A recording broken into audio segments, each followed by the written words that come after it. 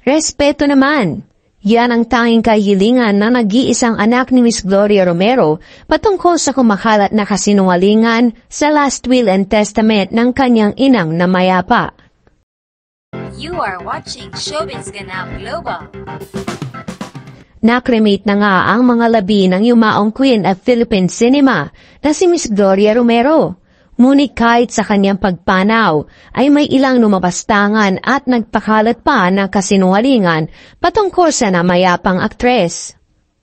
Respeto ang hinihingi ng nag-iisang anak at apo na naiwan ni Miss Gloria Romero, at ito ay matapos kumalat at mag-viral ang maling impormasyon patungkol sa last will and testament ng yumaong si Miss Gloria Romero.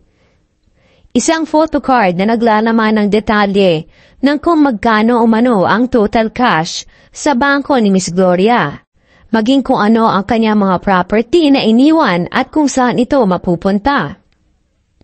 Ayon sa fake news peddler, may mahigit na 700 million pesos daw sa bangko at isang mansion na nagkakahalaga ng 19 million pesos itong si Miss Gloria.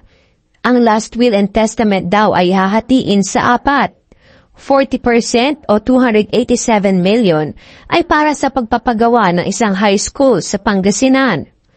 Ang 30% naman daw na 215 million pesos worth ay para sa 3 charity institutions na hindi pinangalanan.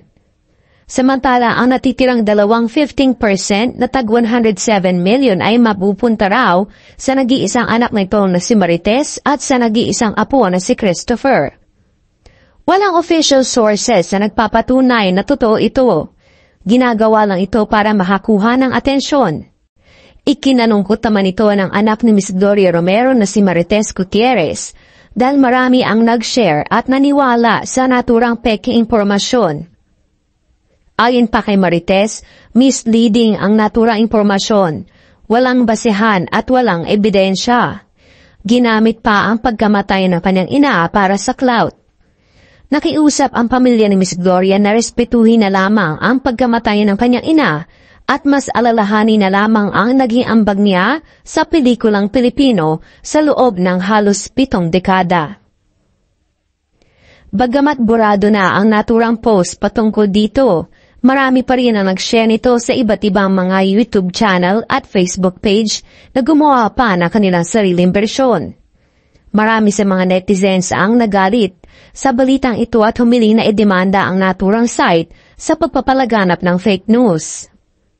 Kayo, anong opinion ninyo sa issue ito? Leave your comment below.